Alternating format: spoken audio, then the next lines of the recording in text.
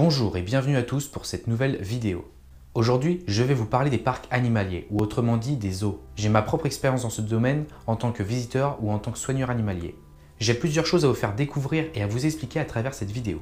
Numéro 1. Je voudrais faire prendre conscience aux personnes qui sont contre les zoos qu'ils ont tort. Je vais m'expliquer par la suite.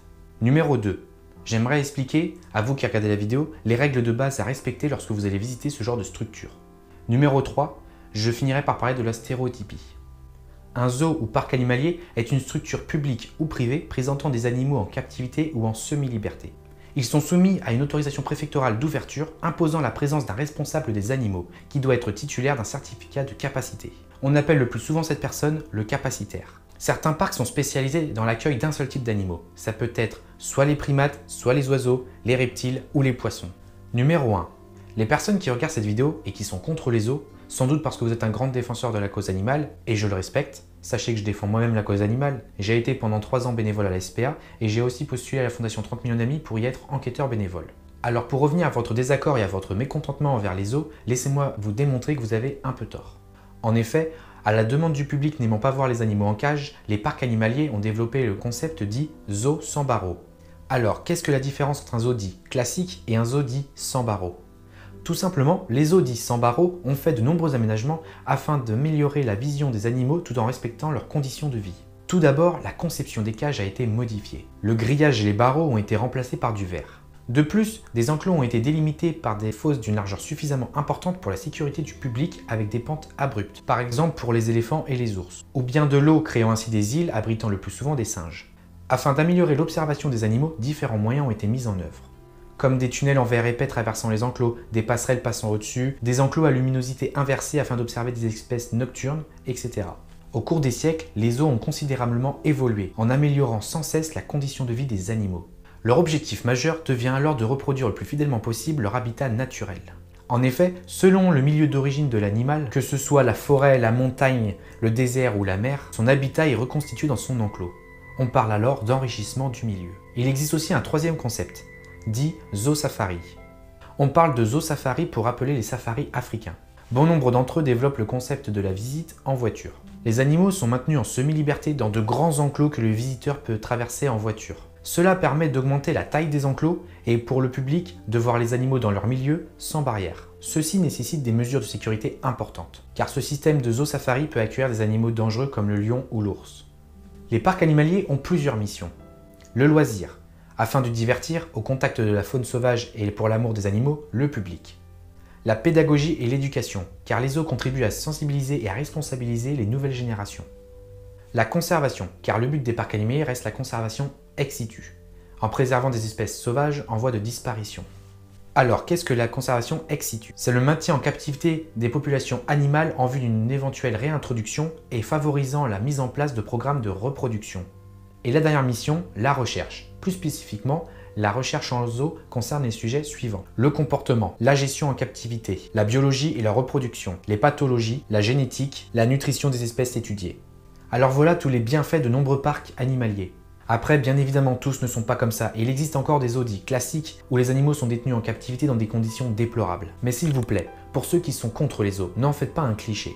Car beaucoup de zoos ont évolué. Ils se battent et font tout ce qu'ils peuvent pour conserver certaines espèces animales. Je n'en ai même pas parlé, mais certains zoos participent même à des programmes de conservation in situ, en finançant des programmes de protection sur le terrain. Petite parenthèse, la conservation in situ est la protection de chaque espèce dans son environnement naturel en préservant son habitat. Et c'est pour ça qu'il existe des réserves de parcs nationaux. Je vous mets dans la description une liste de réserves des parcs nationaux qui existent dans le monde. Alors j'aimerais ne plus voir sur certaines pages Facebook ou sur certains forums ce genre de messages qui n'ont aucune utilité et qui sont faux.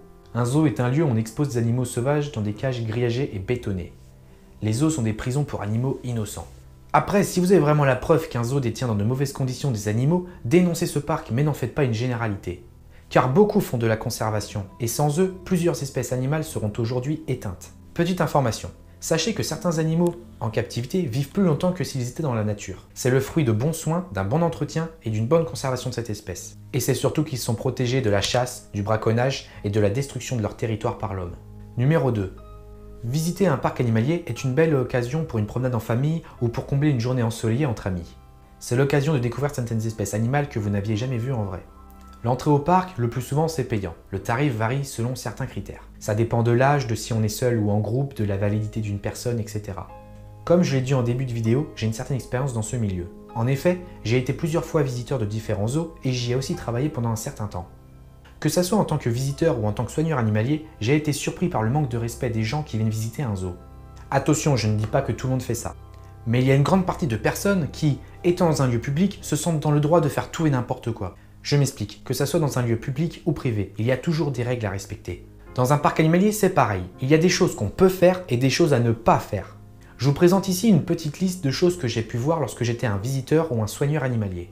Les personnes qui balancent leurs déchets par terre. Et il y a pire, il y a ceux qui voient leur enfant balancer un déchet par terre, mais qui ne vont strictement rien faire. Pour moi, il n'y a que les cassos pour élever leur enfant comme ça. Il y a ceux qui ont ce putain de réflexe de vouloir faire bouger ou réveiller un animal en tapant sur la vitre. D'ailleurs, sur ce coup-là, petite anecdote. Un jour, j'étais avec ma copine, on était parti visiter un des plus grands parcs animaliers de France. On arrive devant l'enclos de l'hippopotame, il était juste devant la vitre, dos à nous. Donc en gros, il nous montrait ses fesses, quoi. À côté de nous, il y avait un petit groupe.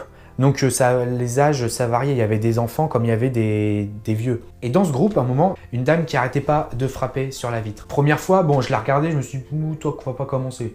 La deuxième, je me suis dit, non mais c'est pas possible, elle va arrêter là un moment. La troisième fois, je lui ai clairement dit d'arrêter ce qu'elle faisait, que ça servait à rien et qu'elle dérangeait plus l'animal qu'autre chose. Du coup là, elle a arrêté. Après, t'as son mari à côté, entre guillemets, pour la défendre. Le seul truc qui me sort, c'est quoi? Oui, mais nous, ça nous amuse. Ah putain, mais je te jure, il y en a qui méritent vraiment des torts. Il y a ceux qui... Bon, je vais rester poli pour cette vidéo, ceux qui donnent ou jettent du chocolat aux animaux. Ceux qui font ça, sincèrement, allez mourir. Bon après, si tu vis dans une grotte, je te pardonne. Tu sais peut-être pas que le chocolat est dangereux pour les animaux. Car en effet, le chocolat contient de la théobromine, une substance toxique pour les animaux. Souvent, il y a des classes de maternelle ou de primaire qui viennent avec leurs professeurs et certains parents d'élèves visiter un zoo. Je n'ai rien contre, bien au contraire. Ce genre de sortie scolaire permet de faire découvrir aux enfants la vie des animaux sauvages, leurs caractéristiques, leur habitat, comment ils se nourrissent. Ça permet aussi de leur expliquer pourquoi certaines populations animales sont en déclin à cause de l'homme. Donc ces sorties scolaires sont très enrichissantes pour les enfants. J'ai vu des classes bien encadrées où les enfants étaient à l'écoute, intéressés, attentifs et curieux. En revanche, j'ai vu des classes mais très mal encadrées où les professeurs et les parents d'élèves laissaient les enfants faire n'importe quoi. En gros, c'est comme s'ils étaient dans la cour de récréation. Ça criait, ça se bousculait, ça courait partout, ça essayait même d'attraper les animaux. Et quand t'allais voir un des professeurs ou un des parents d'élèves pour leur dire de calmer les enfants, soit ils s'en foutaient carrément, soit ils n'étaient même pas capables de le faire. C'était à moi d'aller calmer les gosses. Alors aux profs de maternelle, de primaire ou même de collège, si vous faites une sortie scolaire avec vos élèves en parc animalier, s'il vous plaît, essayez de bien les encadrer et de passer une bonne journée avec eux en leur faisant respecter les consignes. Vous savez, les animaux sont emmerdés tous les jours par certains visiteurs. Je prends un exemple de ceux et celles qui tapent sur les vitres pour attirer l'attention de l'animal, tout ça pour prendre une photo qui va être regardée qu'une seule fois. Alors en plus de ça, si vous ramenez une classe d'enfants bruyants qui courent partout, c'est désagréable pour l'animal,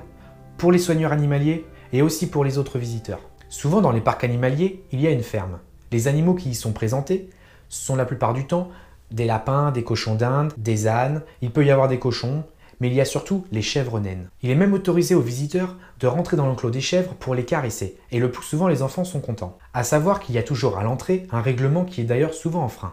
Les consignes ne sont pas là pour faire chier les visiteurs, elles le sont pour protéger les animaux, donc ici les chèvres, et pour la sécurité de vos enfants. Les règles telles que ne pas courir, ne pas crier, ne pas porter les chèvres, ne pas les nourrir, ne pas jeter vos déchets et interdiction de pique-niquer, ceci sont les règles pour protéger les animaux. Après, pour ce qui est de ne pas rentrer avec la poussette et surveiller vos enfants, ce sont les règles pour protéger vos enfants. Alors beaucoup de personnes ne comprennent pas pourquoi les poussettes sont interdites. Tout simplement parce qu'une chèvre, ça grimpe partout. C'est d'ailleurs pour ça que dans ce genre d'enclos, il y a des rochers ou des structures en bois. C'est pour que les chèvres puissent monter dessus. Alors je pense que si vous promenez votre petit bout de chou dans votre poussette et qu'une chèvre vient lui monter dessus, vous ne serez pas ravi. Croyez-moi, une petite chèvre a de petits sabots, mais pour un enfant de bas âge, ça peut faire très mal. Alors aux pères et mères que j'ai dû virer de l'enclos des chèvres parce qu'ils avaient la poussette, pour celles qui acceptaient et s'excusaient, c'est très bien. Après je vais pas dire que ce sont des parents exemplaires, car ils n'avaient même pas vu ou respecté les consignes. Mais celles qui soufflaient devant moi et qui osaient me râler dessus, c'est pour la sécurité de ton gosse, quoi.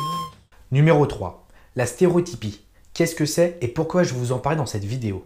La stéréotypie est la répétition d'une attitude, d'un geste ou d'un acte sans but. Pour ceux qui ont déjà été visiter un zoo, je pense que vous avez tous déjà vu un animal faire des rondes dans son enclos ou effectuer des déplacements en faisant des allers-retours. Après, il y a plusieurs exemples, comme un éléphant qui se balance d'une patte à l'autre, un lion qui lèche ses barreaux, un serpent qui tape dans la vitre de son terrarium. On appelle ces comportements des stéréotypes.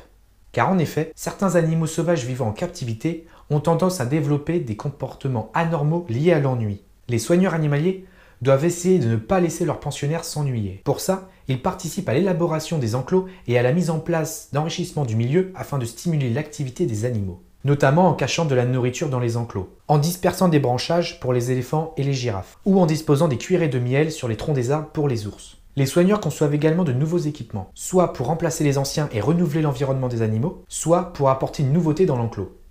J'arrive maintenant à la conclusion de ce sujet. Je m'adresse envers ceux qui sont contre les zoos. J'espère qu'à travers cette vidéo, je vous ai fait prendre conscience de certaines choses et vous ai peut-être fait changer d'avis. Je m'adresse maintenant aux visiteurs qui respectent les consignes dans les zoos. Si t'en fais partie, bravo à toi. Si jamais un jour tu retournes visiter un parc animalier et que tu vois une personne qui jette un papier par terre, qui tape sur une vitre ou qui donne du chocolat aux animaux, n'hésite pas à aller le voir et lui faire prendre conscience que ce qu'il a fait est débile.